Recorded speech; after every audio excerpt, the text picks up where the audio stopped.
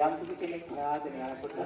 මේ ධර්මයේ විමර්ශනය කරගෙන යනකොට යාට හම්බ වෙනවා කියන ලෝක බුදුරජාණන් වහන්සේ තමයි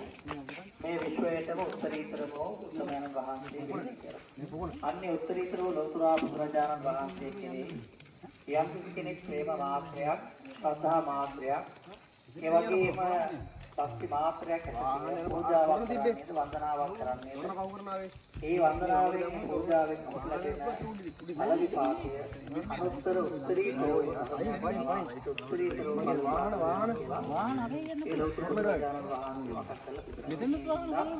අපි හැමෝම සතුටු භාවයෙන් කරගන්න ඒ වන්න උත්තරීතර වැඩ කටයුත්තක් අපි හැමෝටම කරගන්න තිබුණා. ලෝතර බුදුරජාණන් වහන්සේ කියමාන වැඩ කියා කියන්නේ බෞද්ධමය වශයෙන් මූලික වශයෙන් අපිට තියෙන ප්‍රධාන තමයි ඒ ලෝතර භාගතුන් වහන්සේගේ උතුම් කාර්යික ඒ වගේම උද්දේශකේ වගේ පරිපූර්ණ ඉතින් මේ අවස්ථාවේදී අපි උතුම් ලෝතර බුදුරජාණන් වහන්සේගේ ධාතුන් වහන්සේලා ඒ වගේම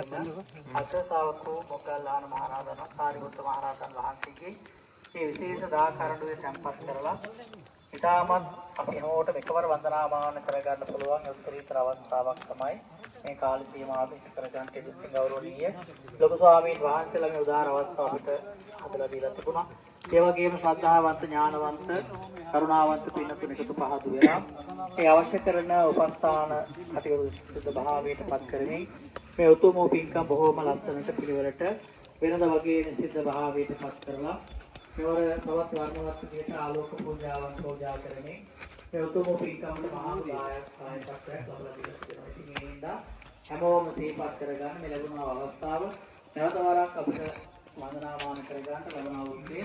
මේ විදියටම කටයුතු කරගන්න මේ රැස්පත් කරගන්න සීල පුණ්‍ය කුසල ධර්මයන් අපි හැමෝටම උපනිශ්‍රේ වේවා. ගෞරවනීය නායක මාහිමිපාණන් වහන්සේලා ගෞරවනීය මහා සංඝරත්නයට ඒ වගේම උතුම් නායකත්ව දරන තුමු දෙනාටම ඒ වගේම රටේ ජනාධිපතිතුමා ප්‍රධාන කොට ඇති ඒ රටපාලනය කරන දෙනතුමා දෙනාටම ශක්තිය ධෛර්ය වාදනාව ඥාන පුදිවා ඒ හැමදාට උතුම් බුද්ධ වන්දනා ධාතු වන්දනා